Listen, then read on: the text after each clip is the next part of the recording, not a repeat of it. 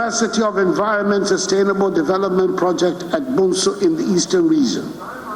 Phase 2 of the construction of roads in Tamale. And the construction of the 84-kilometer railway line between Tema and Nakosumbo would also be completed.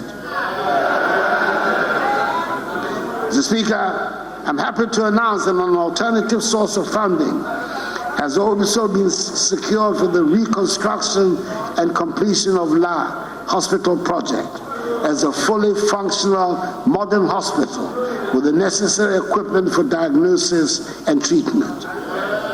The contractor has been paid an advance mobilization of 15%, representing some $7.5 million United States dollars, and work has begun. The project commenced effectively in January this year and will be completed in 2018. To recommend the performance tractor in the sure knowledge that the Akufo-Addo government has done more in education in terms of student enrollment, teacher training and employment, provision of infrastructure than any government. We have similarly done more in health, agriculture, security, roads, railways, tourism, digitalization than any other government. Thanks to the performance tracker, the president no longer has to go through lists. And I have the confidence to say that every performance indicator used shows we have done more in these 7 years than in any of the 8 years under the National Democratic Congress.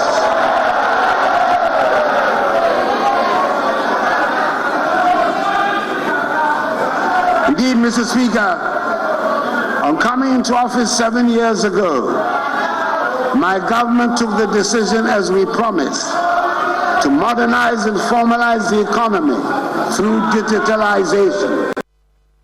The government is doing its part to make the work of the Electoral Commission go smoothly. A lot of responsibility lies on the political parties as well, and I hope that the parties recognize that their credibility is also on the line. It is up to the parties to demonstrate that competitive elections are an honorable, character-enhancing experience. And that at the end of the process, the loser will congratulate the winner, and the world does not come to an end because an election has been lost. In discharging their responsibility, I urge the Electoral Commission to work with the political parties to iron out whatever problems there might be. And I'm happy that the Electoral Commission, after engaging the parties, has shelved plans to change the 7th December date. Government, on its part, will do what is expected of it to make sure that the reputation of Ghana is not damaged and the free will of the people is manifested at the end of the electoral process. And I want to reassure the people of Ghana that I'll do everything in my power to help ensure the conduct of transparent, free, and fair elections on 7th December. Ene eye eda memeneda Adom TV ena wo hye no na Nnawotwi bose ya Nnawotwi dwumadie ena yedeba eno no ya na ye hye Nnawotwi ni mu nyina ensem esisi ye niam ekoso na yeyi emu de na no ahie ya enkobodie koso ho pa no na yeyi emu bi ediaba abedin komo ediama wo etiene anopai ensem a yebehye no eye omampani na adodan Akufo-Addo oman no tibia ya ewo mu ho nsem a wode koto dwa ewo mrasebedwafie no yebedi san komo no ediama asem ni bi okan ye efa no bambo efa no eye ya nyina mahoden ensem enwomasua abato afiwe eye abato afi de bekoso de omampani kan ye yedi mu amani nyina ene panyifo asinkonwa ebeka eno ho asem Nnawotwi so Nnawotwi mu anti LGBTQI+ bill no a emrasebedwafie agitumu eho dara twea tonton sansan ekonfie miensa ajebo wo magye atum wo gitumu wiye no eho komo no afei na ahyase omampani be san anase won san se de bi mo eto enkra ede ma no no ho komodie etisen na die kra na ewo bi oni mu awo ewo se wo hunu ya obedi ho dwuma na watutu na mo yie na emra no ankwa nkote wo wenum ene de no pay ye be hye emu enkomodie edin amegye so ene abena pokoa ahwennie mama wache amwakwaba na wotwe dwumadie yen hyase ema ona ene no ebeye 2 parts meni eye emrase bedwani a owo ododio abato empesua so honorable Edwin Nilante Vanderpoy ebehye enkomodie no ase meni no ewia na meni Dennis Miracles Aboaje ono ena ekasa edema doctor Mamudu Baumia Frankatuni edema MPP no ne kasa edema campaign team no na meni ono so aye the part 2 of enesho no enti gibre na eka me ho ba bibia wo na yemfa enkomo no enhyase honorable mache yeah na ye da senso se ye ton safra be kan ho so me da mo asese mo friend na emrase bedwa fie te sen bibia ekosoboko oh ne dikan no medam nyina ase na madanya nkopon ase otwere ampon ase se ode na acha yen na Ghana fo nyina so medam ase se ompa mo ahwuma ye tie yen me peso asofo so medam ase se omompa ebo ene omo adwempa amodo wo na mameti ase na mamekoba ne wo mse me hye me ka se nyakopon adom beje ba na nsen kakra efa in Sakaria na eba ye nnuanom majority for omayi no omase no yakopon adom ye de nyina abesi ama sese ama asondwe aba ye koso ye nnuama na sei ye koso ehwe emra ebeboa ma ye adwuma ye bedie efi na otwe ye be ye Accra 2023 okay there's all Africa games no ade bia na FSA ke ye hihye to Ghana hihye to da na ansana ye tumi aye di ayefe no anti doping laws no ne ye nye na ye tumi ye masesi Ghana ye de ho ahye sa anti doping na se nye sa na anka ye America na betu ha ne mo meba nyina no ne o metu nyina America na metu no enko humemu okay obi break record wo okra na ye mfa nya adwuma because anti doping measures na ni ho nti ena ye awie bejakua honorable speaker right honorable speaker HSC ho a nipa numa ye tenase ye hwe Go Coast securities almost nkofo mo de mo sika ko share ho na ye nhwe omo repetition ba parliament no ena ye so ye tenase ehwe ye nti meka se mahwe beje de yegusu ye ne be Ghana fo ho ato mo ne nti a Ghana fo de ye ko ho no ene yegusu ye yi mate meda se na ye kai ahwefo se honorable wono asi ni gina ye se onsan commerce bedwa fie biem nti honorable ne last time a wode ye member of parliament ni feeling that say oh ade a me na mebusua nyina adwen a ye fa ye se ebe ye imprensa nti maye imprensa no meda nyakopon ase se adwen de ma me nyanso de ma me kwan o ma me se me so me besom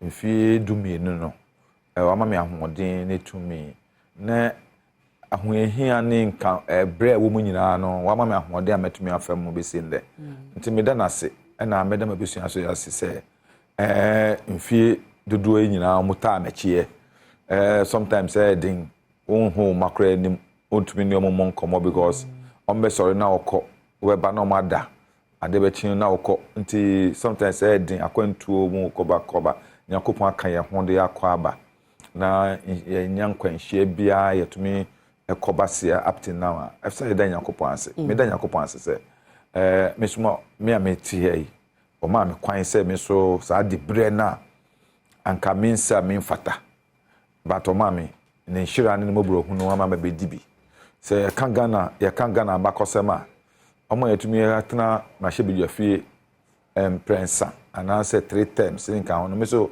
medi me ka ho mpeso anka obi antumi nkon mprenu da makom prensa nti meda nyakopon ase na meda me mpeso afo nyina ase se omunya agide na rehye mu so far no meka metumi adimi sese mkoko aka se mesuma be yebi Okay. Echina mema be omo de omo kwa kwa mo se be papa be ye MP no oye boa me ye se oboa me ye se oboa me ye se ne nyina sisi ho a amanfo de omo nsa betumi a kire mate na nkrofo bisa se eyeden na onabo ni lante ese wonko bie be omsa wache se onabo so nyina agitum se efie miensa 3 terms just 12 years and na obeko but ye sent it say abato na wako on 3 for 3 executive times ni nyina no ase na attack se ko wabusua so ne ade ni nyina ka ho bi na ma wo withdraw no kra bi wom eno kra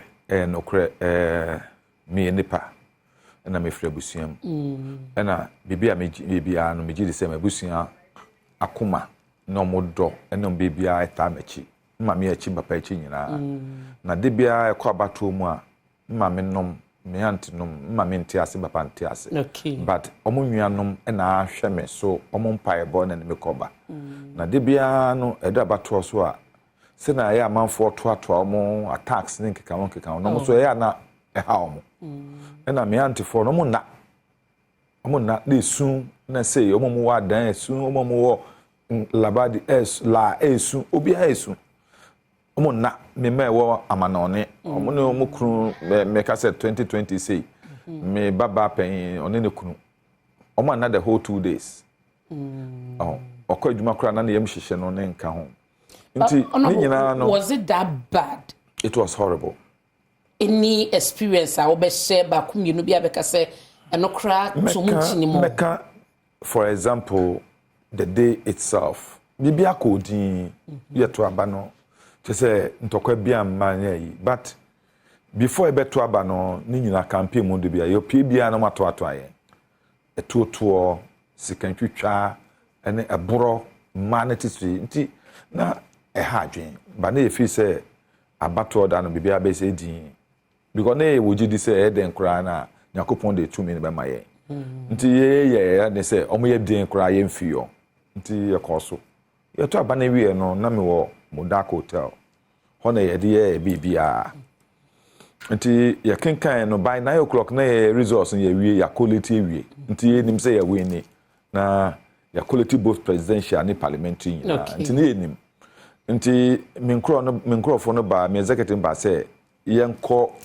collation center or electoral commission office na for declaration na me si o yentwen kakra because electoral commission ho no nkasa mo nkasa nwie no so ye wie nti yemfa nkomo mo nti me se mo ntwen ba ye wo ha na enya message say district electoral officer ne say ye betun aba nti ye ya wie se be ba no ye si free hotel no mu Miss security for na wo machi na mo enim no omo prepare kwam se amanfo makwan na memra na me na me yede na me manyina ene wo ho nwia ba hotel dan na ye bi ese a me be pie na pa etu no pa ye nti nyakopon adom na Emmanuel Dompre no emi agent nti odi pink sheet no e baaye nti no ka ye ho ena ono na security for no ka say omo free machi na omo mra omo mu ndi kampie se na be ya me pie a ahwahwa no be efe nti ono pie farm nchen se pie na eto no aka no nti se to na nka na anka me street ana se bire a odi machi doctor yenim se ya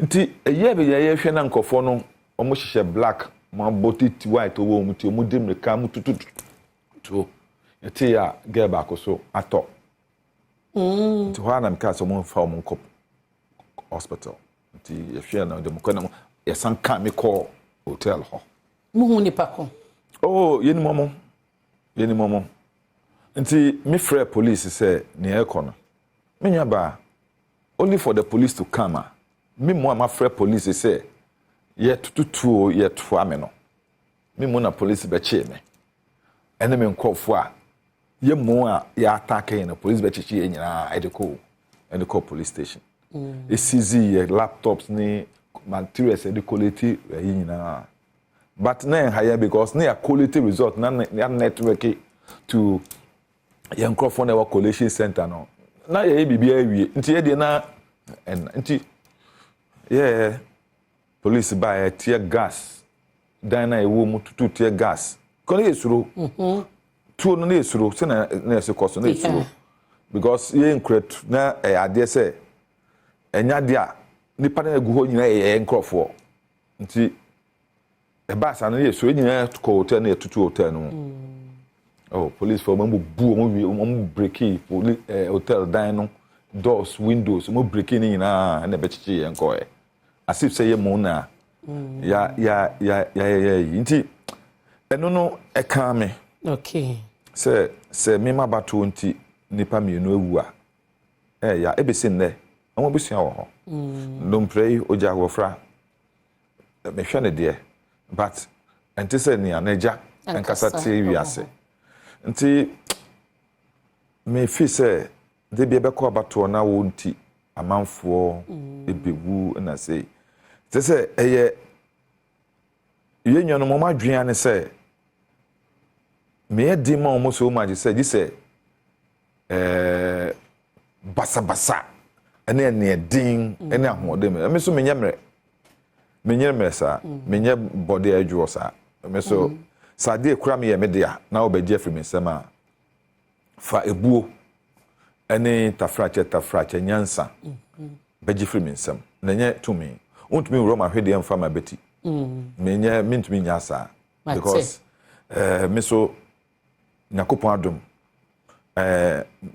yema menedin bi kakra ene yema mo nyansa ene buo eya na madwen yo mo se tafrache ewo me wozongole ene nkran ntino ebia na menye yipa but nyakopon adom papa edmo ye nti matena Kumasi atena Sunyane atena Cape Coast atena so many places many amanfo edi efra ne amanfo edi akaka bomu nti enyade no menya bi ne nyina oba bia nti menya obi a obetumi atwe afa no so keke nti but medwen ho a me say nipa ba kan bedu abato bia na be udin ennam framamu na mafo kan bi no mu nimu kra no mu kan sam fa ho oti etu din an ndi nipa e bre hia me nti woni lanti na ebo odin woni ni oh nice sa osre sa obi a no edwo sa me no wan fa nkame a me fa nkan Matias pen for say bibi anko kan popa enye chede mate honorable ni lante vanderpoy na yene ne din komo anopayi na honorable emotion kakra isi we address bia ya we emotions ba kakra baby o de koye na 2020 assembly the efficacy ne ya na hame kose 2020 the ya na hame because me dwen ho a and say obi nkwa ehwere no because say okoto aba because say yeto aba yi obi a obedi oman so nti na nipa nkwa ebehwere yen me fi say ade a na si 2028 no yen Ghana fo nyina mom pa ye say se nipa bakokura to ewa bato mu a ya na nipa nwotwe sa de ne de sa san ma bi nto ye nda me bom pa ye say Ghana fo nyina behu say de si 2020 no ade a enya ade a ifse bi sibiom nti yen nyina be ye ne be ma asundwe ene kroye because we a ye to aba ne we a ye wo man ye say chichire na yen nyina na ye ka bomu ne nipa ba ko adwen nipa ba ko ahoden ne nyansa ene e ma man ya ko nanim nti se obi bekum ansa na wabedi akonwa so a na nya de pa because yen nyina ye say eso yafo e fatuo e de adane esesa man ye mpe because of ye hu ye mre bi atwam say eso yafo ba mu no muja hwegu e baaye na se eno ye mpe a nipa he ena muja hwegu ye eso yafo no tu fatuo ena demo kabi ma me kambia mamuo ena nipa nwotwe e beto na esi wa ya so weso ogon ye mfa nto nchen but say batu pa election day nipa nwotwe eto de empare yen amen eme na sasem no 2020 wo de na nipa mi no ehwehwemu na kosisan omo ati obi wonya justice. Well, ever seen there you go to a court. You go to a court. Obi enim omo ya ade no. But me nyaba me no ka say areho na ma me ye eya na ma ehye ma areho na ma me bufu. Me hye me bufu ankasa say amanfo nim omo ya ade no so sankofo no nam ho. E na omo a ye be tata omo no. Omo mo ya chi omo emfie nan ni e de omo gina court. Meme nkrofo aduasa nson 37 ene de omo court. Wa bra omo mo tutu ne tuo ene nka no ama omo na mo free amanfo nim omo no kredie eni omo nti enu sa no me ene sankofo nyina no e de na wo dua we mu eyaw etimodin se menye Kristoni a anka meka se I have been filled with revenge. And so my Bible no catch me say ono nyame na kuma me. Se wo hu ku a nyako wo hu ku a nyakopon enkume ma wo. Ati mejama nyakopon. Mate. Ono nyakopon na ne ombedi. Dibia be fine. Na ko mu se sankofo no mu ya ase ade no. Omo nam ho. Omo ho atete sen ye nkrofo no mo de manko gina court mfie na no. Ekom de omo ese me nkrofo no. Because me nkrofo no e ware hye mu. Ena ye yi free yakoma mu. Se enim se nyakopon be ko ama yen. Enti hu hia se ye de se abofuo no etena se because wo de abofuo no show mu ye yi a wo na wo kun ho. Wo na wo boy ade ama ho. Enti me de se nya na wo ma so anka meka se almost a fini kura me nka me nwie ho kura da. The only time I dwen ho say dey court. Yeah. Me lawyer for no kai me a. Na say ebo ankrofo nyina no transportation aduane the bia every bia your court. Ebinum wo tamale FC from no mo ba. Ebinum wo ha, ebinum ye adwuma wo ha, ebinum because of sa court o mo adwuma hwere omo. The sankrofo no akoniaba onya kwankwa adwuma na otwa adwuma mu na otwa adwuma mu kina na ye yi nadi. Nti no say yi nadi a na bedan wo wade so a. Nkura ni bo ha ye tutuo e ma ya affect omo spine. E be sin ne omo tuo. Omo ntumi nya adwuma bia e da wo so. Ebi no ha etu no ka omo nan. Omo ho de bia no ombeba. Nkofo echi omo motorbikes. E say otobe ma omo. Because no na omo de pomu koba. E say otobe ma omo. Nti eye o how bebre. Ena sa ha nyina no kaboma na ne obeka ne say se nyankopon yi afrim esi 2016 oyimi free mu 2020 obi de nkwa age I think ne obeka ne say o so nyame ahwe too much na mebisu ye ka no nti se ba bi wo ha abato NDC adwuma se me mpeso aso na me ye adwuma no na ma NDC akonkunim but se baby wo so met me aboa amamba na me den sese ano me free be boy adwuma wo Greater Accra ha nyina me na me kokos chairman that's nti me be boy adwuma me ka che MPP for ne se enye ododododo nko a okay but ne kuro mo no kura na ye je but the seats na MPP kita wo the region yeah Greater Accra na ye je enye me ne Lante Van der Poel sir yes na me kura na e kura 13 ya de ba 20 ya jibia kan moja nyankopon na pa ya nye kura be yenum na makokita 25 yes hene na moje o de enu de menka cause it other those constituencies na so MPs makachiro mo makachiro mo parliament makahwe mo nim sei ma bia mo nim makachiro hemanim na hemanim yie pa o seat na yaje si de boba ko ba ko me kanchiro empo na no na say me kanchiro rawo na o do catch MP so ka say wo se wate beje omebo mo adwuma ebo mo ebia ne obebia ne obebia ono a ebehye e dey na mo yes are confident say obetumi age seat no adwuma ade na MP no de onye adwuma ho emfa me ho me de adwuma ko ka me PC de adwuma ho me ne lante me de medjuma no kokka me PC na adwuma ho on record 5 seats 2024 general election me nkasa kwa okay market ye be monitor me catch omo Jamestown in 2017 say 2020 ye be seats in 20 seats ye ka say be 21 and 20 this time me catch omo market to ye be 25.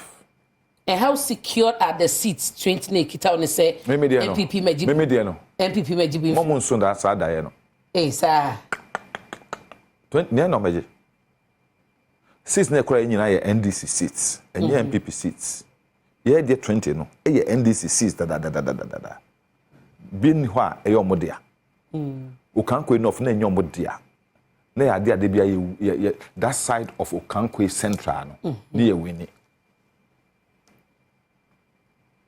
ntenya dia bakukromu nsanka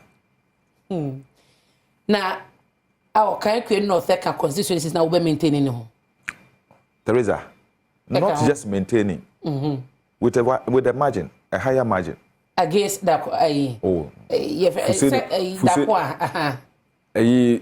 dokuya Fuseni kura ho ano na dokua won surprise obey dondo anye dede na nchense you mate ene na afia bato no na honorable Nnawotwi no also wogi 5 seats a ewo MPP nsem no ogi ni nyina ma NDC no makonya 25 seats ewo the greater Accra region yate yɛn komo na yɛn kwa ebufi ho no mababia wo ya state of the nation address yɛn mampani akufo de beto dwa kasa wie yɛn ho komodie no aye bebri no a na ye share said the nyoma wabobo so eba no energy wakasa for security election said the wakani wakache isi se onhwe se abato no ebeye sumdue fan ye ebeye dwuma enough assurance from what experience 2020-2016 no the mampania can assurance enough for the man say bibia ebe go through peacefully afimu menyaba se okromfo afi wano a sha second kan osin agu wanu oh me se kromfo afi wano a osin agu wanu no sha second kan adentia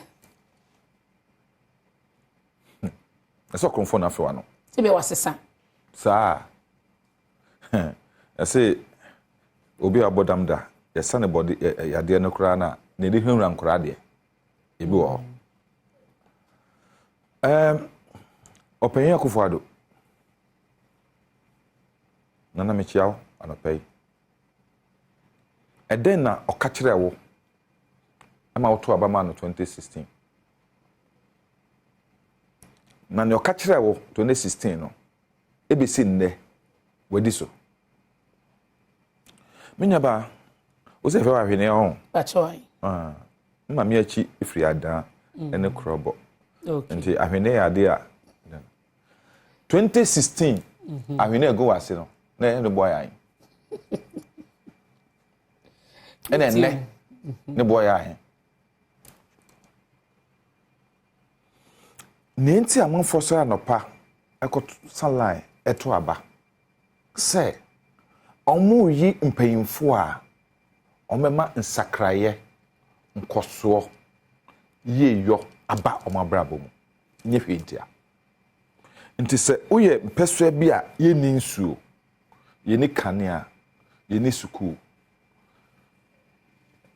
ni amanfo epene se ye beto aba awie mpanyimfo e bedi anim no ombe boa yen ni enya kanea yenye nsuo yenye suku ye ni adwuma nan ne ye pene se aba ye etui nyakobo be ye nhira aba ne bedwen ye ho no am ye adwuma ayo na se amanfo to aba 2016 na akufado ne nkrofo gira mpesi so owura baomia Timothy baomia ene call round emema malechers e kanche Ghana for say John Mama ban omutimo heading omutimo heading ne say utop mreke konko samre no 1 cedi 20 pesos enti men traba ma won omutimo heading ne say utop petrol gallon samre no 16 cedis omutimo heading ne say cement would be sit down menya ba waba bomu ne waka ne say u tafrache u nyini wanya adwuma yeye oso benya asase bia obesi dan a unne wo mma daache betena mo because untumi ntena papa die mu forever enti abrante na baba wa bia ohase no na dwane se ono so daache obesi ne dan enti se 2016 baumia etumi ko gina Central University no kache Ghana for say NDC aban na wo hono dwoma ma ne na aban no omuti hedin because a cement bo eye 21 cedis na yeto aba ma mo Ghana for hwe sankasa nyina so bakwe hamekese ne se me zongolen na metie baumia ka kire ye se mama ene ne nkrofo enim hwe enti na cedi ene dollar akwa ahwe gise okura 4 cedis so time can 3 cedis 80 pesos ba or no say 4 cedis and say na wanya $1 because mama indim economy no see enti na dollar no any cedi no cost santo America no ne sa cedi no baumia on se sai baumia sa anyone na o share glasses na o share na o de car sa no o da so share the glasses no enti untumi nkan kire me say ebi ene na unhu ade kafrache oye sa nipa na so na etuetua ho na sa atam okasa na no na etuetua ho ntumi nka se na Ghana fo kan ne no onte ne hwene na etuetua ho ntumi nka che se nwe ekoso o man mu no kafrache onhwan bi ne asesa wo ne ho ane na furu because say wadidi ame nti wa ekese enne na bisa ho se omampanyi begina ho se o kire se na ye man na sitinem etie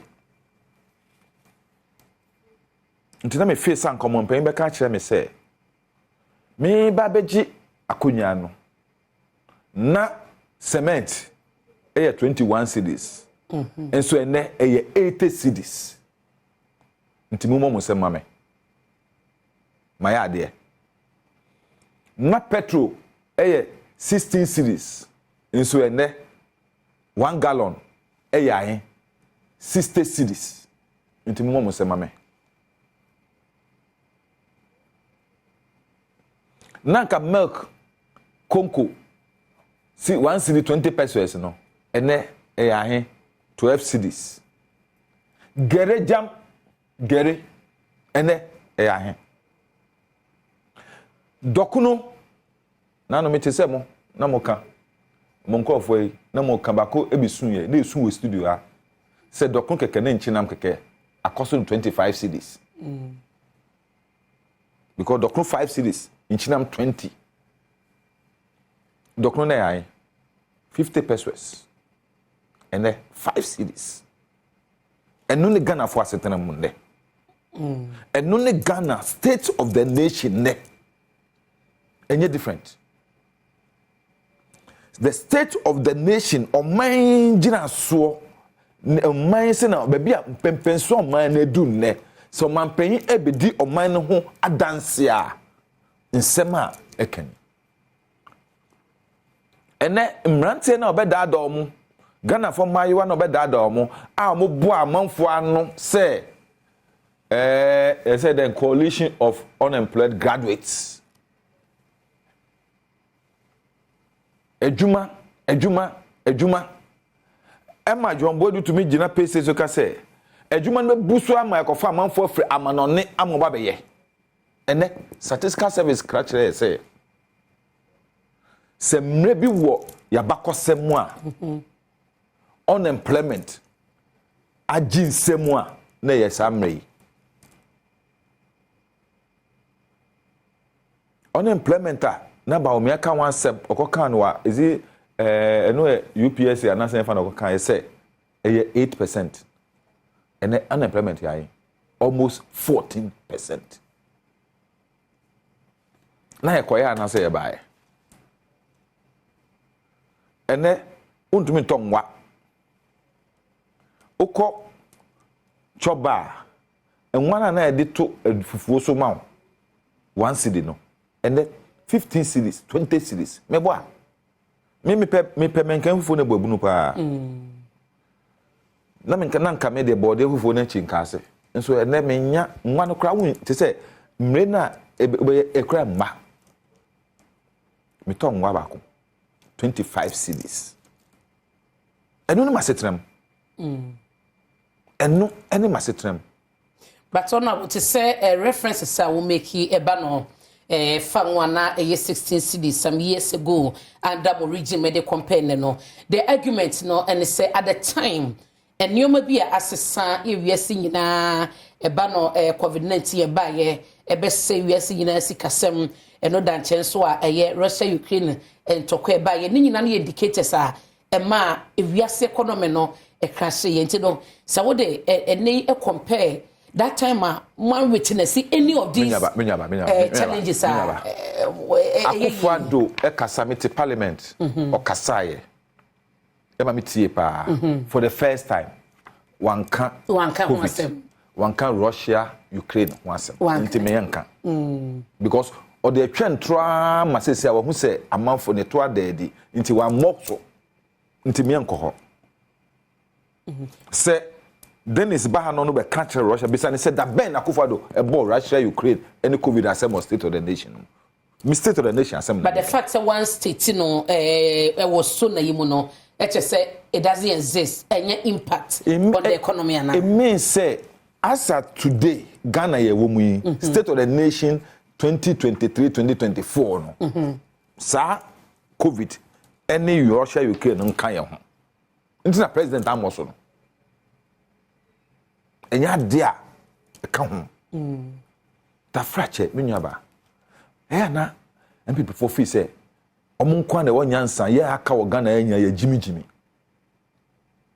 menyaba COVID me dey sure say president Akufo-Addo ne ba omia omunya yanka COVID aso wo sesen na COVID amra musika ebra musika ma mu di twa omanum COVID no omunya ho mfaso COVID aban nya COVID ho mfaso wa bra me no bre omunya ho mfaso auditor general report e ka kire say COVID no omudi twa omanum omunya ho mfaso last year so na so man pede di address ye address dey no address ye or the address de ensem e ba ye ese COVID sika no se wo sha oboso anesefo a omo ehwe wom no achinsu omo de magana for free nka ne omo de magana for free any facilities agenda 111 ni nyina menyaba agenda 111 bakukra nu ha ya wi bakukra nu ha edru even 50% tabuguso nti ye fato 2 oso o se den insuo ne kanea menyaba nya twom krono omo boganafo ebesi nne no momonka obedada yen se o ma yen so info o nso no nya bi meti honorable kanea no nya bi Accra and you say greater Kumasi and a lockdown pe by almost omo de aduane e ba manfo minimum de mo de ma e kire no sika mo sisen ye se mo de ma aduane no obi aga na ha eye ne nwanwa omo bokro no wo ho kanea ni nso omo so mo de mayen mene afini yegusutua kanea ni nso no mpran ye mo de mayen emredodo ahe for how many months 2 months and so 1 year ni me ni wo etua kanea ni nsuo omoji e covid to nti covid no momu nka because omanya ho mfaso e de atwetwetwo mo enum e de ahwe mo yere no mo mba nti mo mbegina nka nkyere Ghana fo se covid a e ma wo sika to the sense say Bank of Ghana kura no asan twa bi kura gu mama nti mo meka covid ni Ukraine asem Ukraine antokwa no call so no kohe omo nyina so ne Russia nyina so ne na fatutu Ghana nkwa na covid si Ghana Ukraine ni Russia war Ghana nkwa na affect no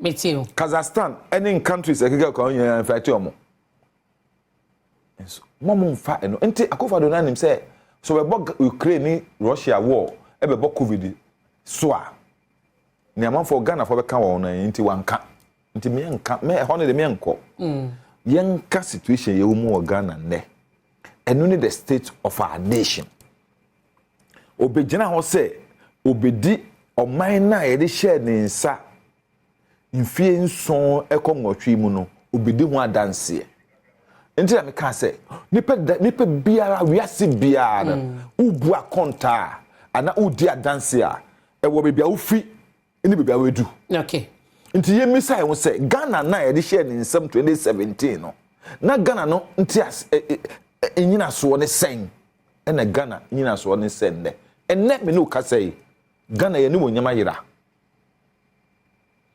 aban we amanne Bible kan ye na nne na magie di pa sesen obe bewia na wakum na wasai oh sana ho no yes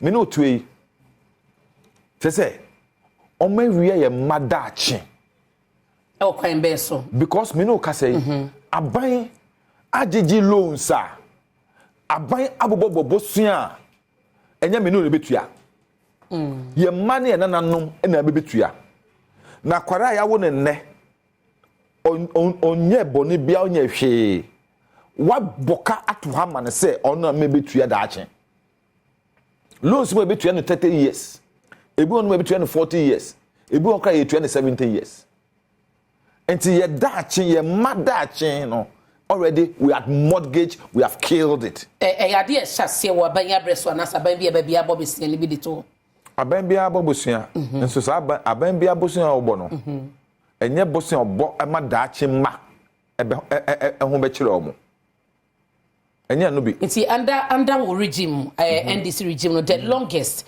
besia mo boy ni the years na so many the to na ya he ne me se me kai a ne bosia e koy IMF de ye ka say ye bo e be by 2017 2018 ni wie mo ba ye no na omo be share mo kina ade na mo se enye no by 2017 ni wie no omo ba ye no omo be share mo kina omo de beto aso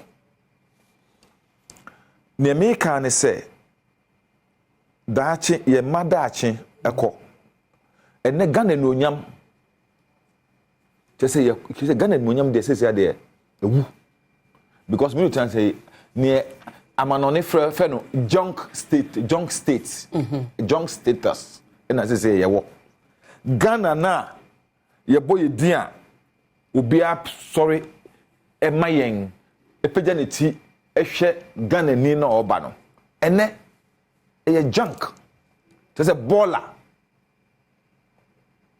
na obeji oban a oman no na ogira ne nan so be bia be ko bia owiase bia no na ye hu se Ghana ye bourgeois economy na difficult challenges wo hodie but that manfo nyina ka se Ghana man saso Ghana gira ne nan so na ene Ghana abedan man baller man a junk status a na dem biem na adanse be na be dibio nti obeji oman no wawia ye nyina ye daache ye no nyam wakum ena sesa oman na asai apansam na we ka kire ye say ye moa no mfie akan wase na wie onim ne ba omia omako oman no daache ye madache mo wie ye madache omakum ba eno onyam eni tafrache ebua ye de ma oman ni nyina no ma wia ase no pasa se ye man na dan bola no ba ka kire ye say ye nyina ye moa na enye yie. But new ujitum says about unemployment and now they can't some na. A baby and one more say waba. What to me I employ Ghana for you now. Yeah, mean cancer. In 2015, is I will share the statistics now. 2015 now unemployment age na 11.9% in 2015. 2021 13.40. Even though the vice president come here says some of create over 2.1 million in Yuma and a day ama Ghana for no. 2022 13.6 and now 2023 first quarter we had third quarter no na 14.7. It's ebi our employee but ebi we say was say ba doesn't be sabai nyeshe menya ba wa waka data waka figures uti 2015 na 11 nso me name say 8.6 statistical service Ghana Standard Living Survey. The me you so here so Ghana Statistical Service. Me fan say 11. Yeah. 11%. 2010 na 5.3%. Okay. And na 2015 about 11.9. Yo 11.9. Yes. And I abaya obegina o kan senior PCA so kan say adwuma jobs. And yes I no mo kan 2016. Jobs. Na enne Ojina ono kan kire say we create jobs. We ene ubeti minister for employment you create so much job. Ubeti president you create say. Ubeti vice president you create say. Omo miensa no and use the same figure that. Abai baako. Let's say intro dishonesty. E just say me can say me who say na me say where that me say nyatwom asho mo ma into mo nyina ntumi ntonyum emfree the same hymn book Minister of Employment to nyum free Methodist hymn book President to free Anglican Vice President to free Presby or say no a boys brigade me wa no a boys brigade Timothy no also to different hymn book they are to me my exact figure of employment on created that Alenchematiba Parliament Emma Yibisa no say through 1D 1F on chair jobs do o create went to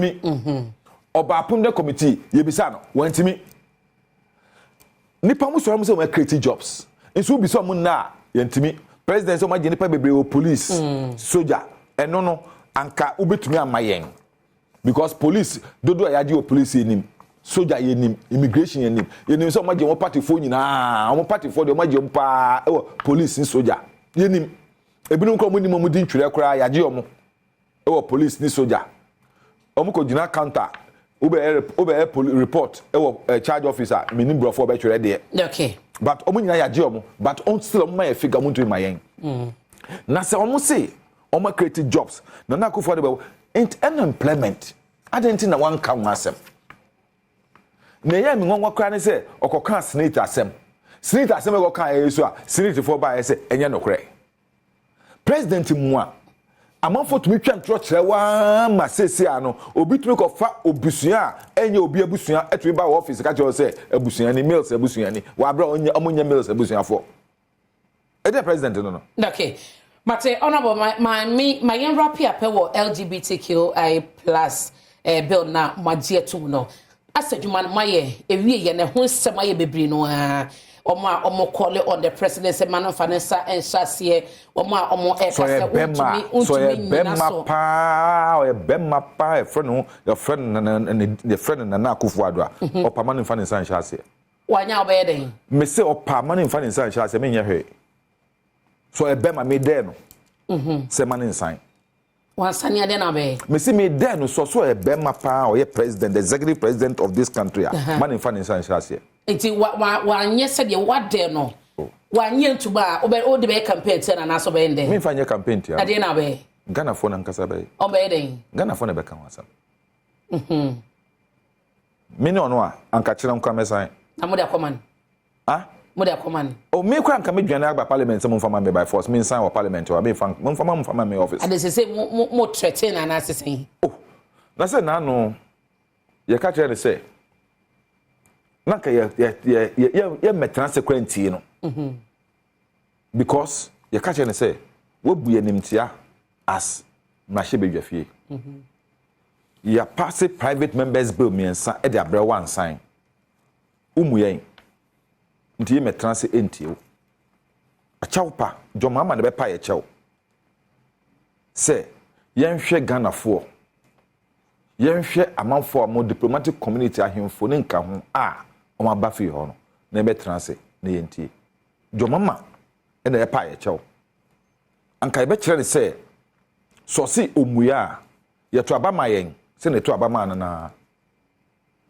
nti so nim se or president to me nyina hye na se o chen your constitution man inside ne hwe so betime wura mahye beje fie hobi ma yes we be kire ne se efie ne ye dia they inviting on to minister Paul mo ma ne refio me say so permanent sign me then someone penny buffy hono because they were yenim say ne general feed ne last address of the man media madam for pa nso me there no so permanent sign so me campaign manager o me campaign manager me there so say then so one kind na no me no enye no me no fitete ntanya dia obetu me gina ho campaign against me nti ono mo nim ne obeye no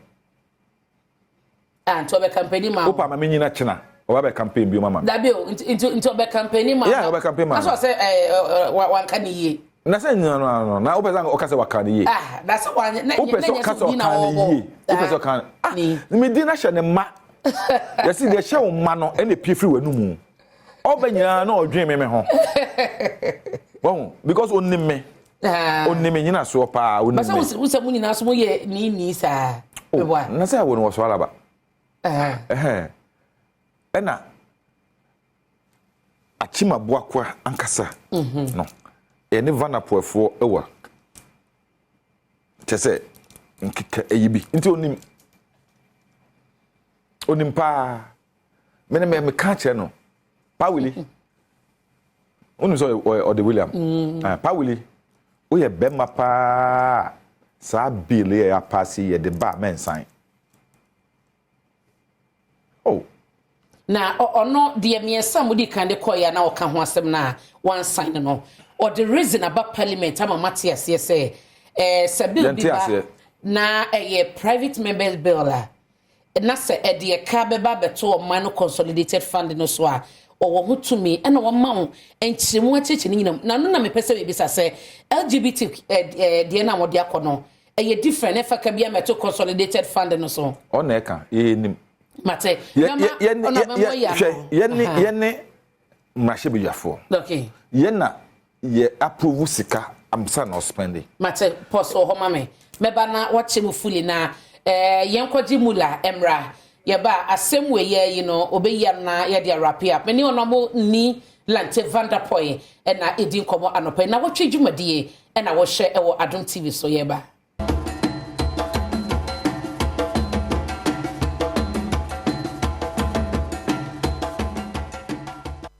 Hano motoa mamia na motoa manila ante vanderpool but she makani ye kwa nila ante banaman nila de vanderpool ende nila ante banaman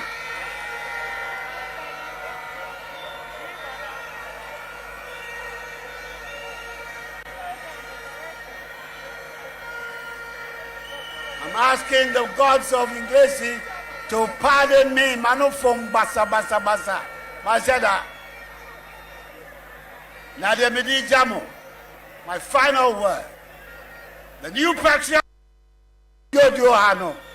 Motoa mamia. Na motoa manila ante vanderpool. But she makani ye kwa Nilante Banaman. Ah, Nilante Banaman de Riende. Nilante Banaman.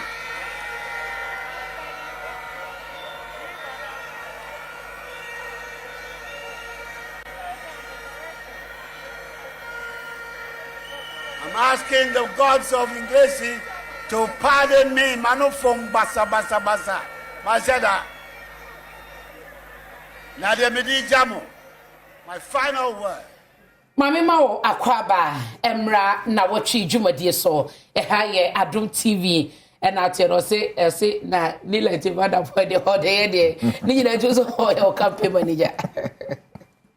Ani. Oh, Pauli. Menyaba, onim say Bible ne say out of the abundance of the heart proceeded out of the mouth. Nti na show o wakoma mu no. E wakoma mu na na pie friwa no. Na ne lante vana po edin no e ne de te say wadwen me ho na de say me na through football any ka ho nka. Nti edi nkomo me broadcasting class na o MP. Sometimes I me frame me by na ya transi ya bon nkomo na nti me nim say on to me be ya campaign ti ame. Ena asase na ogina so kasa no. Eho ena se ye wo no so alaba. Eho no so ye ne bibia. Ena ni nananom ene me nananom ewa pam. Okay. Ebuakwa house. Achima Ebuakwa house. Asase na esiso no. Eya vanapo ina de ma. Ha, enti meme nananom esamanfo ema no kwan ema ne megina ho enka nsema efa omodehye ho enkokwa. Nti omo na mukasa chifa ne mu. Martina, honorable say ansana ye twa ho no na mebisa ba private members bill ne wo ho no. De modi kan de akone de yesan de akoka ho yi. Ensonso ne da ntem. Se ni nyina wiewie adekro no a na yahwe na computer na esemen kan cho se eye TV set anase home theaters na wo pe eye fridges anase freezers eno chi so no eba no eye brands bi etise Samsung, LG, Sigma, TCL ene de keka ho a open no de ne bo eda fom a wo mo enchen na wo benya no ti no ha wo ne nkwa chichiri enkoto sika wo bo no a na ye say eye quality anase eye original bekoto na eye fake it is eba no bibia fan IT ho ne ma me pato wo number 1 e wo say eye computer na ene omo no mote so obia edu om ho adanse nti quality na wo pa bo modern na ekọ computer na ye wo desktop your printers ye wo laptops ebi wo honom fa number na efresi a na oniom eni enkomo 0302 752020 0302752020 na oniom eni enkomo WhatsApp number no so 0243 143143 me patro from sesia na enkomodie bia wachi no monfa enhyehyɛ so na yenko honorable honti echemu mame na ye rapia pa bill back ye passe ya de ko ya mampan wan san no me say me ya bill efa enega na ye wo no ye wo wiase nyina no obi fuma ye say ye obi ya fuma obi fum kuma yemfumu nwa yeah obi fukuma yemfumu nwa yenim se enwoma bi wa manfo ya na ka bat wiase nyina transe hu se obi ye bone ne yekuna ya na mfaso obi ani so nti ye di mra ebe show ye transe ye se yenyi ade fe ne death penalty no in free ho amam bebre assign Ghana ankasa ya kan wa asem da because Ghana ha no mfe dodo oni kura no mo ya sentence so mo to death no kura no ye obi enu ha yatumi akum no da nti na ese mfaso ni so nti yenyi free ho me yenyina ye ho adwuma two sides nyina e me pass bill by president say on sign so my reason na eno no sika be na de to o man so death penalty sika be na de to o man so de o man life sentence so kwa obedidi obedwari nso na nipa dodo ya e de amokɔhye ho a ya sentence mo into death ayenku omo na enye enu mo sika mo de 2 years no so mo didi kwa uta say it is a death sentence in the ha judge be no ha obe sentence obi to death what ma say nti obe use any other penal no they are it's a simple idea nti Omanpay wabu enimtia. Say parliament na shebedwa ya adwuma enti say. It's not easy to pass a law. Time I come and a cost to parliament and yet easy. Na dey aba will say one sign. Na no ye kakra ye di kakra kire no. So no na kan say tiwa kra ye kire bibi kakra wo. Na no ye di kakra kire no. So e bema also ye nyina ye kra mienu a. Okay. Minim so o mienu. Man inside. Man inside sa bill ya pass man inside. I mean menu ne pa madam fo. Okay. Pa but I'm daring him. When kwan de man inside mama hwe. Mama na say also a president pa on the Ghana president pa. Atumi nyina hwe na se a man inside. Ankono mbeti bobolebo. Me da say any ebra wanya de ma me ona woni Lante Vanderpoy nyame enka wo hom onabo ni Lante Vanderpoy eye emrase bedwane wo dododio abato empesua so na anopa yi me no edin ko mi twa me hom me ba de ka kire no ye de beto so ama. The University of Environment Sustainable Development Project at Bunso in the Eastern Region. Phase 2 of the construction of roads in Tamale. And the construction of the 84-kilometer railway line between Tema and Nakosumbo would also be completed. Mr. Speaker, I'm happy to announce that an alternative source of funding has also been secured for the reconstruction and completion of La Hospital project as a fully functional modern hospital with the necessary equipment for diagnosis and treatment. The contractor has been paid an advance mobilization of 15%, representing some $7.5 million United States dollars, and work has begun.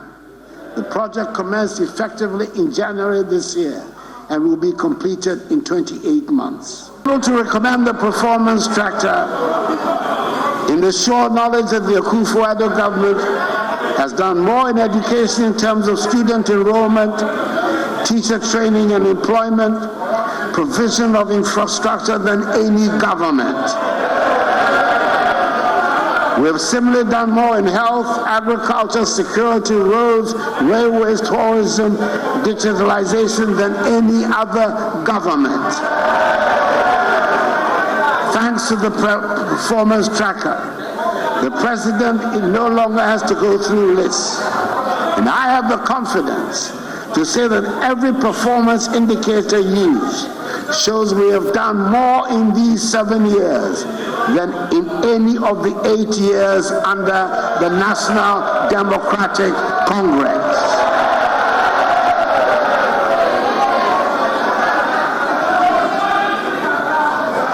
Indeed, Mr. Speaker, on coming into office 7 years ago, my government took the decision, as we promised, to modernize and formalize the economy through digitalization.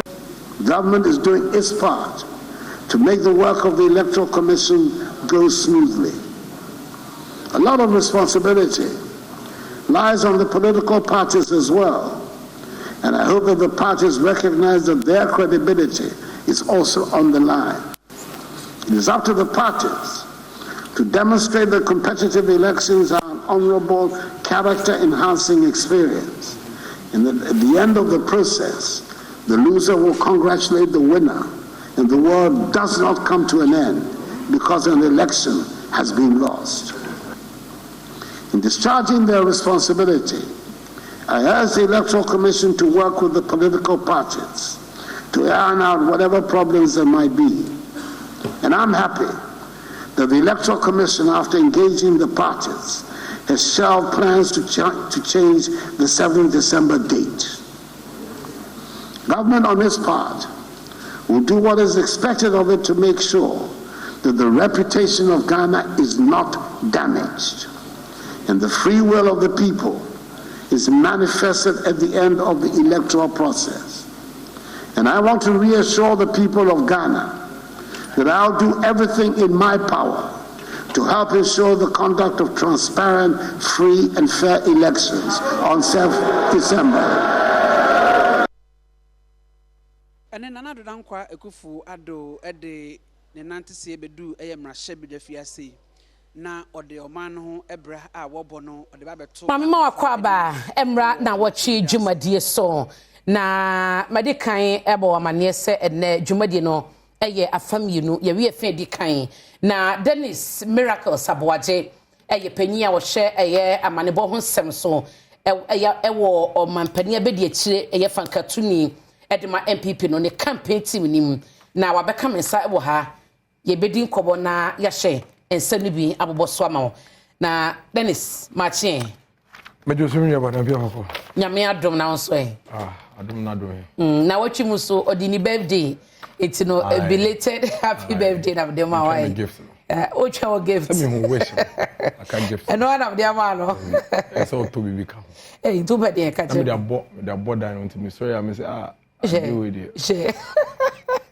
but that's a private show na ye say enkomo na say na ye vituo state of the nation address your mampani akufuado e de tuja na watchi mu esem pi no na boss so na bako ase ebi hunu se omonti ase asayampa ma hunu satoni general one ye sister station joining say hu interview ama briefing ama wasande nkata kraba pontain 10 trillion Ghana cedis omampani boss so ese attorney general yesika was save your minor efa judgment debt sensem ho no bia na me mama bi tim papa bi ti wonya nyante ase kwan ben na attorney general says ke otumi save your minor ebi chese no kura any figures na nya correct it's saying no correct me that say I think say obekaya between 2010 and 2016 na judgment date one of the most popular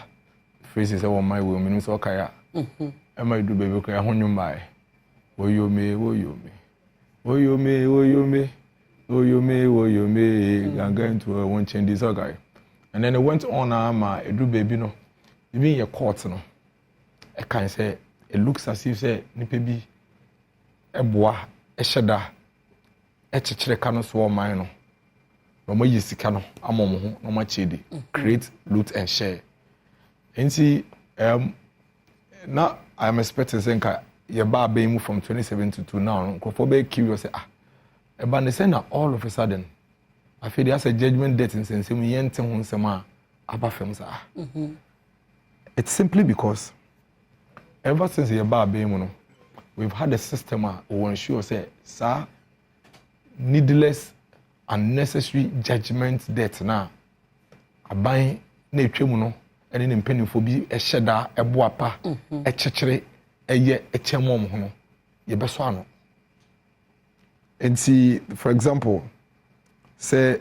attorney general ka say 10 trillion judgment debt the o kan say ka enye ekwan a the attorney general's department fa so e court na bi wo your man yimu e bi wo ya manone ekọ preka say there be e ka we die itua enye isan say ye gidi say kwan ya nipa no fa so nya aten no e ma ne ho no o wan fa kwan pa so un sem fata say sa se kan ye be den e be tua ma no suit no ma wa ha cases no wa ha on the 2nd of June 2014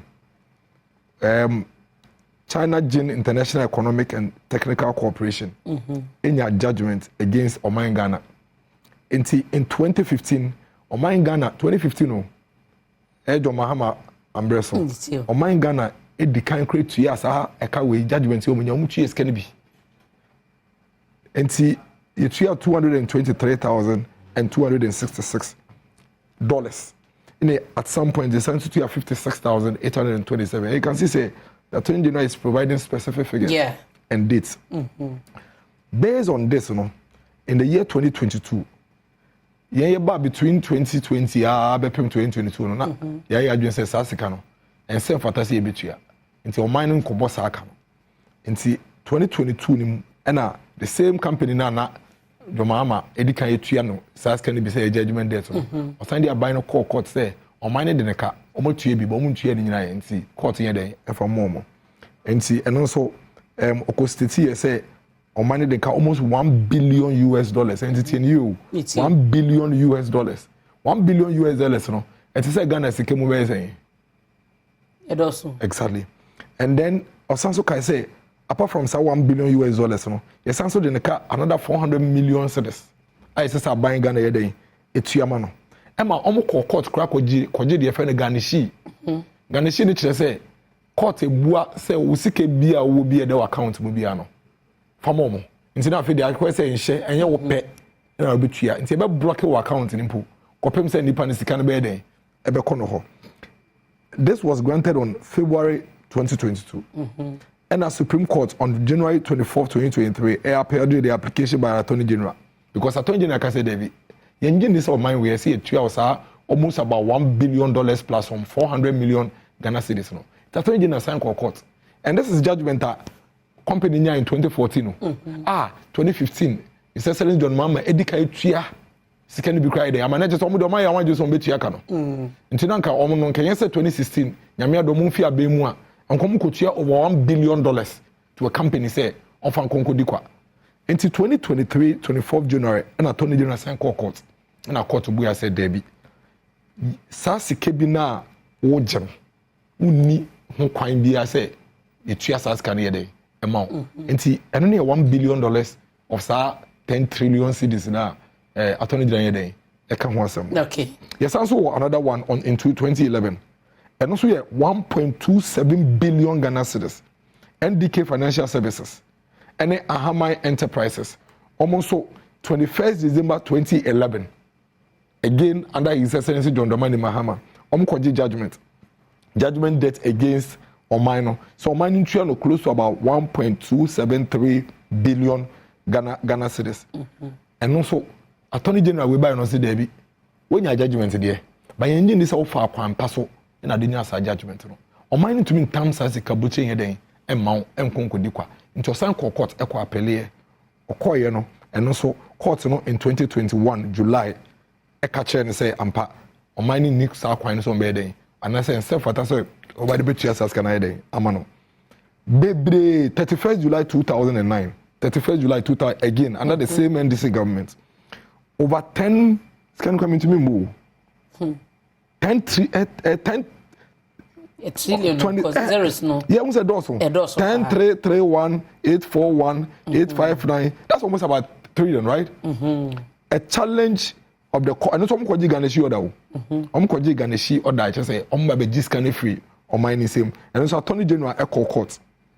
And 19 June 2023, Echo set aside sa sikana no kombe so moye den omoje efri yensem no enti okai Attorney General letter now you realize say wama every single case oma suit number no wama parties involved in the case no wama the amount of money and nipa no koje judgment for court say oje fi o man no ho na wa kire appeal a ono so kokoye any ruling na court no dey den e dey man in favor of our country enti say obi aka kire say sa 10 trillion figure na obono.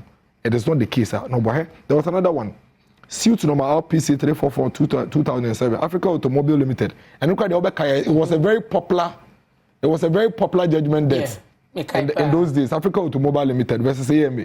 And also Omukoko pay 592 million Ghana cedi. So almost abaya and our mining day in Chiamano. The point is that, but for this Attorney General and but for this government, over 10 trillion Ghana cedis of state money would have gone to these people. And when you see, the SN say, no, you need 10 trillion, but who didn't panic? And see, John Mahama, His Excellency, in 2011, it came to us $1 billion in Ibino. But almost every time I saw Canada, okay. And by the time you realize, would you be 500 million? Which you 100 million? 4-5 years down the line, won't you be able to 500? And I be crazy about 600. So these are serious matters.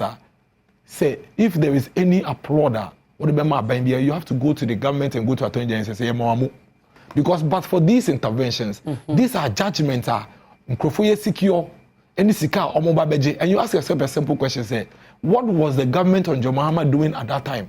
Inti ono kwana ban so de embe bia na judgment date we dey eba. the answer is simple. The answer is what the high courts and the appeals court judges said. Say they realized that no, as a BB air koso, as a kitash, say be air koso. Say obi hu say obetumi agisika kakra wa ban ho a na so ne aban penifo akwa kotena se. Enye me no mukasa wo. Court penifo no mukasa because omo no mutie nsem no. Ase omo no mo akwa kotena se no ma hye say ah wonim. Me gidi sa ban betumi agibe 100 million cedis bi wo mo. Nti be ya yiweni na me koji judgment. Me koji a Oma me 100 na me so ba pe kakra yeden amount. And these are the judges. The judges who had the cases, no. Omo no mo asa description here. And it is painful. Yes, it's $293,000 here. Oman penny do mama di country ama company ene. Attorney General we ehun say sat can you ama na ye. What you ama kwa ne kwa we di ne kwa. O de ko aban sika anka e betumi de edibi no. Utu ama obi ema nipa ne de kokwa and the court are saying say sasika no na safo yo mo gi a omo ne mo na eche omo ne mo na eche. And I think that if the president goes to the state of the nation and make this very important case, it's something I just say oman yi mu anything me for you say anye hwe krampo no yes say uchi akodua na oyeden we in America or something. We need to give that credence to the Attorney General and the president. Say why are they? Because but for these interventions we would have lost all these monies. Okay. Me da say na me do ba ko issue ba ko a Ghana for kan ho asempa se o mante so mampani bosso unemployment any rate na ejina no so na ni nyina mu no o mampani anka unemployment ho asem se mabu a munya adwuma nye se yomomawie ese so yomomawie esuapon tertiary no o mampani amosom na say kese according to Ghana Statistical Service and wo mo hihye mu amodi aba no as we speak no Ghana for 1.85 million and the woman mu a omunni adwumaye na eno no ani chichemu a aba no se wo hye ehon sem a unso mampani abedi akire e de kan akasa aba ne crop creti enwuma 2.1 million e wo man mu diama emabun enti asembisa no ne sese eno wo hono meba ne sen na enipa dodo 1.85 million e wo man mu a eno ne Ghana ye unemployment no status no the afia ase ashripa no 2023 na eno ejina 14.73%. So we defeat 2015 na ejina 11.90 no a baby a abedru eno no ebido so bo aban na wo the regional breakdown na Greater Accra na lead with unemployment ye no so ewo honom na eno na me ne Daniel ebedi ho enkobo na mabisa se abanya kriti employment 2.1 million edekwa wo sha the secondary level no oma wie ento aso school no age na 48.8% obo no ma wie senior high school wie no nya adwuma eno no percentage na 48% bi gwachi oma wie suapon tertiary no 22.3% and na de ono ko bi kra no 28.9%. Nti unemployment situation Dennis I say so we 2.1 million now makriti still. So it tells you say I got but for and yen another dan kweku fado and Dr. Mahmoud ba me adara. And anka omutumi boy ma 2.1 ikra e ba ya. It is nka ba na 4 point something. 2.1 a manu and say it is on paper. Oh, but and the actuality. When I say the figures not for every single agency and any part of the recruiting. So I just it's there, no there. It's you can you breakdown for each of the sectors. And see the point is that, but for that, and it means I will not be talking about 1.8 and 3.9. We're talking about 3.9. What is important here? They say employment has to do with skills, and I say any employability. And see over 1.8 now, it's a now have breakdown. Because you see, most of the figures and statistics around this, I say between 15 to 24 years. But you and I also know, say, between 15 and 24 years, baby now are in school. And that's why you said 48. Yeah, but that's why you said 48% of them, 48 years. Secondary. You know, say Ghana, who be a secondary, it doesn't necessarily automatically make you employable. So I just say you have to move to the tertiary level. And the tertiary level, and you're necessarily going to university and a polytechnic. It could be even acquiring skills, going to the vocational and technical institutions to acquire certain skills. And see, for me, critically what is important and say a choir yeah first one yeah put it in place and yeah be making sure say the employability skills of these people no e be kosro. The first way we secondary school in chese why you ready so obey you. Okay. So I just say enti eya yenchiche ni hu where the real challenges. Most of our secondary school graduates no are not necessarily ready for employment. It's going to be statistical service am 22 over 22%. Absolutely. Those are the ones we are supposed to talk about, and that is why Adom Way has constantly insisted say the best way to absorb some growth is to stimulate private sector, and that's what we've been doing. No government. Adom be anyway free 1992 bepemone or a deliberate policy to ensure say you be generating industries and in our district than this MPP government. No government. Between 1994 and 1996, this country on my way, you ton buying human 300, buying companies, factories and 300 because the government then call parliament, call passing bra, and near friend the Diversity Implementation Act. The Amrani Kenyan say, yeah, mamutumi. Aban nyuma Kwame Nkrumah chichira to factories awesi ye car tires wa ha ye assemble cars wa ha ye mirror ye matches ye bibia battery ye blade, almost everything you can think of the be on my way mo koton. And they sold 300 companies. In fact, if there is anything at all, what we will tell ourselves and say that decision my way in terms of employment and productivity assigned close to about 20-30 years. The reason is say omembia a precononym and where employment and productivity hinged on the level of industrialization at a war mining. And so when you have a situation where within a period of 8 years, when you are buying a ton of factories in 300, be rest assured say you need another 50 years before you be able to bring your country back to the level of industrialization. And I hear about 2016, you can say in collaboration with private sector, would ensure say would push industries across the country. Take note, over the period, not Ghana's industrial drive, ewo Tema, Accra, Kumasi, Takrade. Until you realize that almost Obia one mind will Mubia say she, a contombra, Obia Pesoba, these cities. But what the one district, one factory sought to do, they say, Tina baby, I want name free home, ma, near money day, and bro. And I can tell you without any shred of doubt, say, and yes, a crampono, between 2017 and now, there are 160 factories. Adom Way. Any ankra kabumwa ye bie ebi wo kra na factory no order that but ye mano ahoden sonko na owo yes 160 no in operation 160 no 160 no in operation the ones that are the total number of factories are ye putting in place is over 280. I will need the list of someone. Oh, I'll send it to you. It's all here. We can actually go through it all. It's all here. Maybe municipality. But people have verified this thing. You see, we've belabored this point. Even this multimedia, some of your sister companies have gone out there. ABY cost several of them.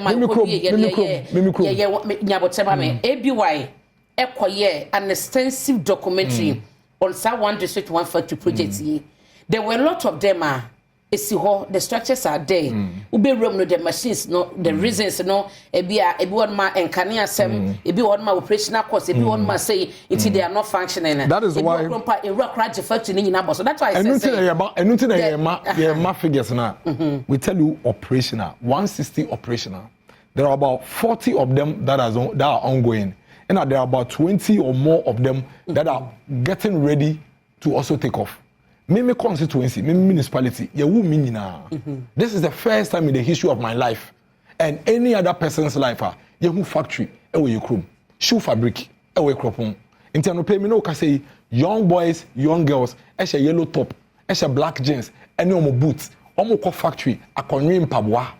Nampabwa no dia back Ghana just why then ababeton. It has never happened before. It may be only 160, but the biggest question is 10, 12, 15, 16 years ago. In Kabambia by, you 160. We didn't 160. Now 50, Nenka 100. Abambia by NSA. And would be able to absorb all of these people into these industries. Into Yemen to say. Rather, what we should do is say, Yen Shamukena, yen shen crying na encourage a lot more private people say send ye tibiano we should continue to engage government and take advantage of this policy. It is the only deliberate policy. It ensures that private sector will be supported to set up some of these factories, not only in Accra, not only in Kumasi, not only in Takrade, but every corner of this country. It's in our Ayeswano constituency. There's a factory there operating for the people of Ayeswano. May I say, we had a general secretary for the MPP. Yeah, in 2020-2016 election, about to campaign amoko nyina okase mo ba be create jobs so ama ebebro so pa ma hoho ababe yebi. Is it the case say ya na bi won ma a political talk? Ana se mo wa monten a mo hunu nyoma differently. Ubedru abam no hunu se da bi. Asem yan ne kan ye entumi nya sa adwuma no.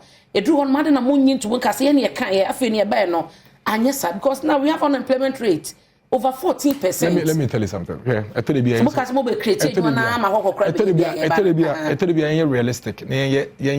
Yeah, calculated any. Why not yes, 7 years between 2017 and 2021. Do you agree? Say a certain number of Ghanaians have moved from the age of 13 to 18 years. What it means is that before 2016, the number of people who are unemployed and were ready for employment, you could have absorbed some. And the new ones have come to Adom. Do you agree to that? The Ojitum say between 2017 and 2024, 8 years. I know. And the Obi Ohaine, or 18 years, not 2017 or 10 years. And the unemployment rate on Kahon, but another day or Kahon. What we should ask ourselves and say, but for these 2.1 million jobs are by creating, and we will have 1.8 million, as you put it, of course, which the figures need to also be analyzed. So 1.8 million in addition to 2.1. In actual sense, but for the 2.1 million jobs, and there were 3.9 people who are unemployed. Do you agree to that? So what is that figure in there? No, yes. So what you should do, you should rather say, in 7 years, and you want to do a sena with me a boamanaba. Na enka no kra se na yesi ye no aka 1.8 ye hwede awo ye na ye wogide wo mu se obetumi absorb omo makana na. And I think yes, I think that if we look at what the government has done over the period, deliberately stimulating private sector and working with public sector to create over 2.1 million jobs now, I'm very confident say this government will be able to continuously absorb these numbers that we talk about. But let me also quickly add say, and yes, 1.8 million ready for the job market. You understand and you agree that Obana will be a secondary school last year, no? On year ready for the job market. But of course, when the statistics are taken, because it's between 15 and 24 years, you know, it will be picked into that bracket. Okay. But as we speak, they are also shy say, obetumi at 20 school so, and obetumi akosua technical or vocational. It's in reality, no, sa figure na work no. It's a test microphone here day if you we need to look at what steps have this government and nyama ben akwan ben na aban we dia toto fam a ode boase e befa enuma na ye de toto dia aba betwem kona net sen there was a time ago in this country aban ya betwem ka kire yen say emrante ne maba no mu pedwuma on magician no to be create edwuma out of nowhere then amom osan kai say the ministers etna TV, so it's on TV. I think it was even on Adom TV or Joy where Rashid Purple no a minister e kai say emrante ne pedwuma ya omko nwrem no mko tutu ebo mbegu kwan ho na ye beto okanya kan say so mo hwe na so mpedwuma ya omko twa grass no mo cheche no mo fa meto kwan ho na nkrofo ba beto akomo mo point so that see the point I'm making is about me make at the end of the day no sansem no mo kan ni nyina no and na Ghana ni hunu ne said there be aban we m1 no mo tutia anything I'm making my point. See the point I'm making to you say say if anka aban bia ba na yetumi ye 2.1 year ya anka 8 years no mo mbedi ye no anka mo ahwe amamo ye fam antwe yansan anhwe yase and anka mo so to be creating 1 million mpa anka ya meto 2.1 enti ga bia anka 2.1 anka 1.8 ye mo so enyi abeka ho anka ya absorb bia ye den aka ho. That is the point I'm making. The point I'm making on say me say me de me to mo hu, but I'm telling you say ebi mo boy ase o ma twe ase enti na ama ye numbers na ye den adosoro enti mo ma mbre kakra ni yemfa ye den ensie anobi the 8 years be say but obi the 8 years ade no tie o obi bae no 8 years no or the begu nyuma into no mess ne be doso and I'm catcher will say between 2017 and 2024 there are millions of Ghanaians and 2017 almost year employment age and almost 18 years into what become employment age you know let me tell you say I'm created 2.1 million jobs now. What it means is that Nkene will be having 3.9 million jobs. Do you know what will happen? The next government has 3.9 million people to find job for. In addition to the additional people no almost be attaining employment age, you know. And technically, no, you are not comparing yourself to them, but you're only saying, look at a buying now or buying wait me a baby, no. Na man a na on twaso because we try 2.1 in 8 years there. It means that woman become one. Obetumi a double sa number no na a reduce pressure no. Do you know what doom so good to us? To beka say with unemployment issues so aban na ye ne famu dia absorb enough mo obeka say it can never be enough. It can never be enough. Because you see aban enyini temamufo enyini like I told you this year in Colorado do eba be 18 years no ebetwem hundreds of thousands if not a million. Next year, ebisoba beka ho. Enti every single year biano, aban wo responsibility say obeye niama ebe make sure say team for be den ebenye dwumaye. It can never be enough. That is why even in first world countries, Japan, US, Germany, and when you go there, they have unemployed people. I mean, go to the US on the street, you see people lying on the street. Even though mama kwenim see no, it can never be the case. Say Rebecca say it's enough. But what you do is that the difference between a buying back and the other buying say, why ena onya opportunity a otumi ye bibia e be soso ye how na no ede amayin. Mate, mama na say Dennis Miracle Sabwache ena me no edin komo anope na Compu Ghana eye number 1 eba no IT enkomodie mu eba no IT ho ade ya wo sign Compu Ghana ho na che say wato ho atwene enti dwuma bi a wudie na ubehia laptops ubehia desktop computers bi ni de keka ho no wo so di wani echemu wo Compu Ghana na omo ehye ema wo kogye wo honom esanse quality nyoma original na wo mo eton ene se de wiase ne keka ko no anhwa na obi di asokwa adane wachenchina memma no massa se wiase no digitalization no a ene de eko enti no entina se ema wiase ne fa wunya ho ko honom se eye Samsung se eye LG eye Sigma TCL brands ni nyina no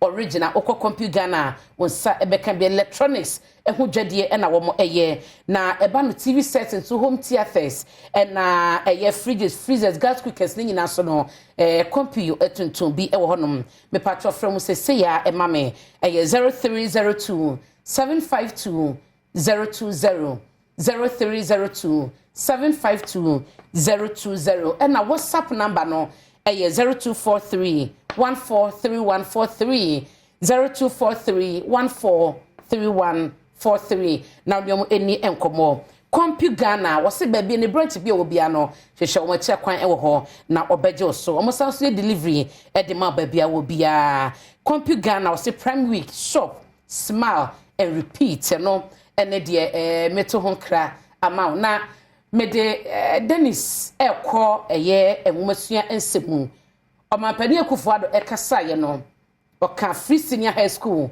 adwuma aye Ghana ni bia wo ba na eye 2017 wako senior high school de unu se free SHS no wako mo bia na ode awie ogususu na owom na Ghana for chese omonyo omampani enitim bia wakwan bia so na eye the biggest opposition party on several occasions aka se free senior high school no ehia ensesaye ene empejamu se eye review ni nyina no wo mu ehia abano chese free SHS ehia review na so na no mampani ekasa no chese wo se free senior high schools no wo mu improve enioma me pese Dennis boa me na mete ase improvement a wo ka wo free senior high school ni mu no eye den compared to the reviewer NDC se wo epeso mo ye Dennis we ye tew ye beba eye energy sector no na ya the current situation ene some mampani e de atudwa no it's about kase mo be improve senior free senior high school na mo be ne den but as me about first of all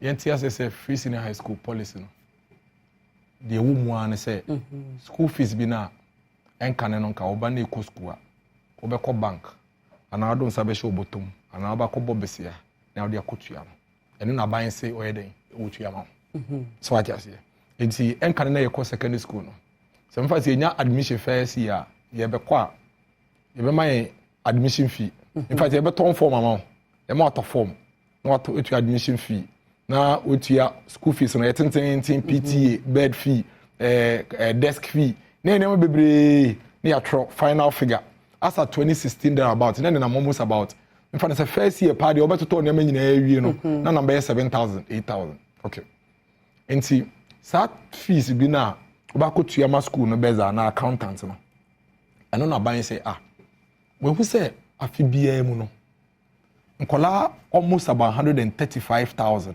afi bia ena ase omuntumi nko secondary school ehwehwemu no ko hu ekikokere yese say niema mienu ena esi ano kwan masa nkola yi ntumi yeden enko school de di kan nkola 135,000 no omudodo na no sika omu betua fees no mu de abom ho akwama ko school no omu nya bi nti owie school ese abena o resource na ba o be fa nkoma ntisa wa no nkyerɛ adepam okay kojo we de akosua e friend say mechanic adwuma na wotumi nyi sky den abefie oh school no kra kwa anya de obenya adwuma ye kosua asa na adwuma bi uwie ne apɛ container bi ma o adwuma ye den but in actual sense no oni sika ni bi akwale bia nso ewo ni swade hu ye nkola no ye sokra ye be 5 years old no abna ye dware kra na unya dreams wo tirim minyi a metoka ma wai dada minyi a mesifia ma no atirem wai eto de bi kra se ahoche na wo fie na bibi mpo ne nko ya to bishop papa ni ma se da me wai minyi a ekwen bi a mefa so a meye we ama no meye ama we all used to have dreams mimi so no na ye fa me Dennis law Ghana law school for government na menti bi anko ye law Adom ye ode o lawyers ye be ka wasem later want to be try na say me almost say me ni lawyer o me fie say maka later be ka wasem enti obi awo the dreams minyi a me doctor minyi a me say you remember those times but esa ne sa sikasem yinti na nkwala bebre wo asa dreams na no mo no it was being cut short into mampeni ekofado from the year 2008 no I said no we have to put a stop to this and that every child has the right to be given some basic diamond na be na realizing a dream no yema akwala bia nya bi na ono adrum pempesu bi no wantumi anko nanim anim so do na wan den wantumi anko nanim enti me gidi say ekwan bi a mefa so a me ba mema secondary school aye free no mema na free ena nyame adom 2016 obaye 2017 obaye be mu no the first 6-7 months ena na ekufado introduce free senior high school nyina che say sa school fees bi na wonni enti oba no ntumi nko school no yetua ma into what are you going to enti fa oba no me ba ma church wade na say very important very important enti oba no fa no ko school free ena made we so nti numbers na ko school no e double ye times 2. Why? Because you have no reason say obe keep you over here. Emma complain crab by say kaya ye name house help any street we no akofem. Emma fedu baby na nkofo per school friend say maid cry won ye den omunya bi because obi aba person ye den oko school. Then we have to find a way to introduce the double track system which will ensure say akwale bi ankefie. It is any man come and nkofo kan say oh if you want home free SHS no yanto ye bo ase because of course okwaman secondary school nanka ofan kwala 500 and na free senior high school nti obi ebe ekobi nti si 1000 and nya sa school no ne dan so na betu for 500 pe now the president had a decision to make say well school dan no so it is still ano ye man kwala interfie obi da ache so betwa isa na say wo aban wantumi am pe dan obetiri mama na ko school obi da ache so betwa esan say wo aban wo say wo pekwan bia obe reduce numbers nti wo ma school fees ne boy den na hia for ma yeden aka wo fie o man penisi da bi afi bie mu no nkola de makwan 3 times each of the 3 times no mama kwan ni nyina no ebi mu ko fie school da ne da ho empan nti embra school da ne da ho na obi anti mu no ebi mu ko school o mama kwan no mu ko fie na ebi mu so yeden Abba back to the school. Okay. Even in the universities we do it. In the universities, yeah. Polytechnics, yeah. Intending to me was secondary school. And then I cover double track by on back counts and be say in a green, in a gold. And on my penny say, oh, wait, then you're permanent. Yeah, permanent solution. permanent solution is say your best school then be akokwaman for ho. So okay say double track permanent solution no wonim say mumam ho yes. Yes. Some de be yes. My baby me yes make us on the 7 years. My very beautiful story. Yeah from me beautiful story. How many schools na say running double track as we speak? Let me give you the answer. Into a bank koje bosia. $1 billion Emma get fund. $1 billion eka ho asem no. Emma get fund since 2017, 2018. Provided dormitory blocks, classroom blocks, dining halls, assembly halls, Emma schools, Okabman school. Some of the blocks that we have, it's BC secondary school for baby.